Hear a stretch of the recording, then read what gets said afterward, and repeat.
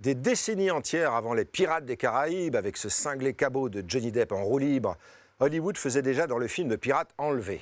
Citons pour les plus célèbres La flibustière des Antilles de Jacques Tourneur, L'île au trésor de Jack Conway, L'aigle des mers de Michael Curtis ou encore Les contrebandiers de Moonfleet de Fritz Lang le borgne.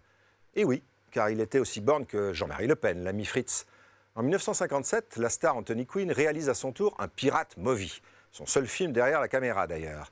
Adapté d'un roman d'un certain Lyle Sexton, Les Boucaniers narrent les exploits mouillés de Jean Lafitte, pirate on ne peut plus français, qui n'a aucun rapport familial avec Laurent Lafitte et qui a écumé le golfe du Nouveau-Mexique au début du 19e siècle.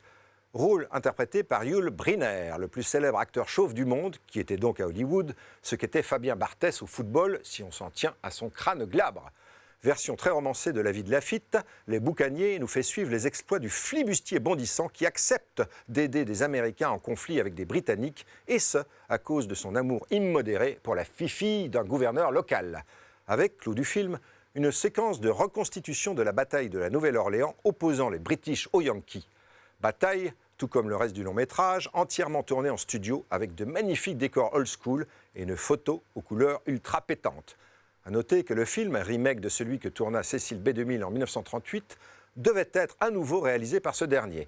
Mais tout en fin de vie qu'il était, le célèbre metteur en scène des 10 commandements resta à la production tout en refilant la caméra à Anthony Quinn, qui n'était autre que son beau-fils dans la vie.